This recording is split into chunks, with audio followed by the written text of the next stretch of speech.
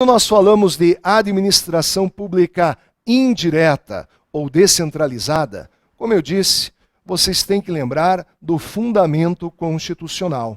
Artigo 37, inciso 19. Artigo 37, inciso X da Constituição Federal.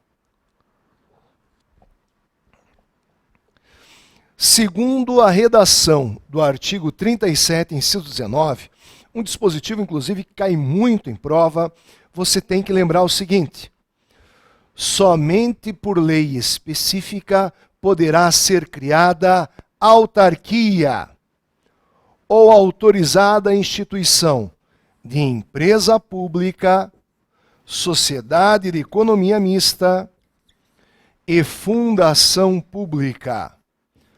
Neste último caso, na minha opinião, fundação pública, uma lei complementar irá definir a sua área de atuação.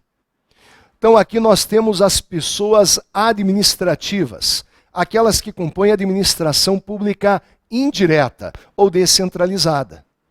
Autarquias, empresas públicas, sociedades de economia mista e fundações públicas. Estas são as pessoas administrativas.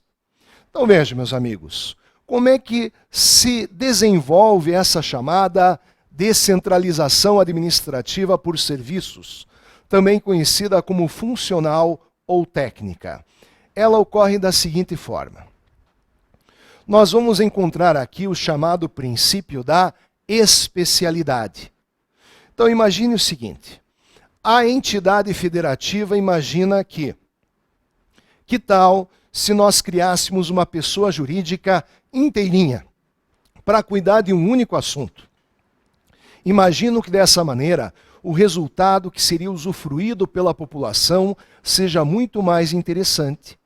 Então aqui nós temos o princípio da especialidade. A entidade federativa cria ou autoriza a criação de uma pessoa jurídica inteirinha para cuidar de um único assunto e atender às necessidades da população. Então vejam, meus amigos, quando nós falamos de descentralização administrativa por serviços, nós temos que lembrar o seguinte: falou descentralização administrativa, você sabe, é uma distribuição de competências entre pessoas.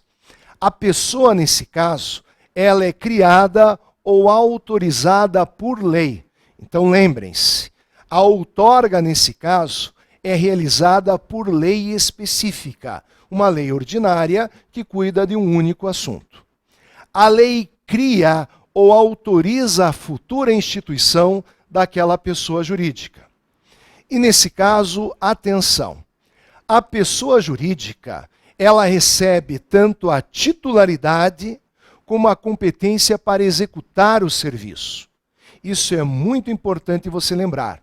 Na descentralização administrativa por serviços, a entidade recebe tanto a titularidade como a própria incumbência de executar os serviços. É como se esta pessoa jurídica que nasceu fosse dona, entre aspas, da competência de exercer aquelas atividades.